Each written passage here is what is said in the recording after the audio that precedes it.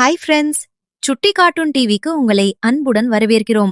இன்று ஒரு சூப்பரான சுவாரஸ்யமான நீதி கதை உங்களுக்காக காத்திருக்கிறது. வாங்க கதையை ஆரம்பிக்கலாம். காட்டில் உள்ள மற்ற விலங்குகளின் உணவை திருடி உண்பதே அதன் பிழைப்பாக இருந்தது.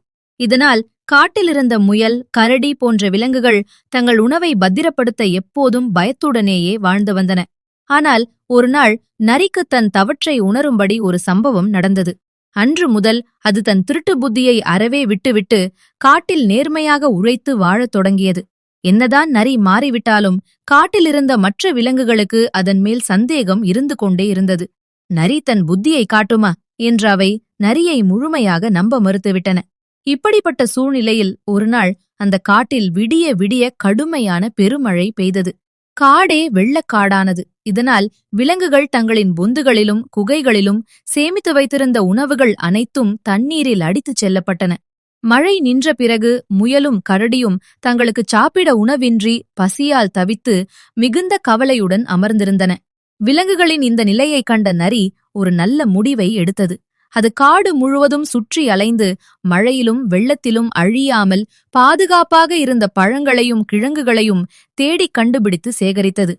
பின்னர் தான் சேகரித்த அந்த உணவுகள் அனைத்தையும் பசியால் வாடிக்கொண்டிருந்த முயலிடமும் கரடியிடமும் கொண்டு வந்து தந்து அன்போடு பகிர்ந்து கொண்டது. நரியின் இந்த செயலைக் கண்டு வியந்த முயல் ஆச்சரியத்துடன், முன்பெல்லாம் எங்களை பார்த்தால் திருடப் பார்ப்பாய், இப்போது நீயே ஏன் எங்களுக்கு இவ்வளவு தூரம் கஷ்டப்பட்டு உதவி செய்கிறாய் என்று கேட்டது.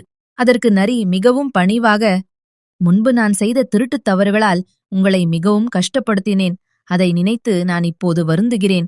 ஆபத்திலிருக்கும் உங்களுக்கு உதவுவது என் கடமை. நான் உண்மையாகவே மாறிவிட்டேன் என்றது.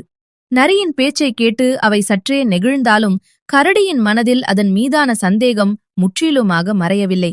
கரடி முயலிடம், இந்த நரியை நம்பாதே, இது பின்னால் ஏதோ பெரிய சதி செய்கிறது என்று எச்சரித்தது. சில நாட்களுக்குப் பிறகு அந்த காட்டுக்கு ஒரு புதிய பிரச்சனை வந்தது. அண்டை காட்டிலிருந்து ஒரு குள்ள நரி நைசாக நுழைந்து முயலும் கரடியும் சேமித்து வைத்திருந்த உணவுகளை மீண்டும் ஒவ்வொன்றாக திருடத் தொடங்கியது. உணவுகள் காணாமல் போவதை கவனித்த கரடி கோபமடைந்து, மறுபடியும் திருட்டு நடக்கிறதே, அப்படியென்றால் இந்த நரி மாறிவிட்டதாக நாடகமாடி நம்மை ஏமாற்றி திருடுகிறது என்று பழைய நரியையே மீண்டும் குற்றவாளியாக கை காட்டியது.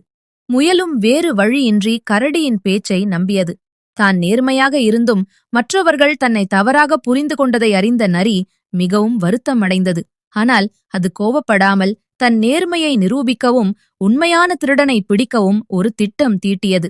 அன்று இரவு நிலவொளி இல்லாத இருட்டில் நரி ஒரு புதருக்குப் பின்னால் மறைந்திருந்து காட்டை உன்னிப்பாக கண்காணித்தது.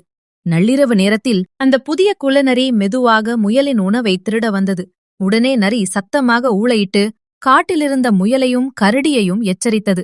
சத்தத்தை கேட்டு ஓடிவந்த முயலும் கரடியும் நரி காட்டிய திசையில் சென்று திருட வந்த அந்த குள்ளநரியை சூழ்ந்து கொண்டு கச்சிதமாக பிடித்தன.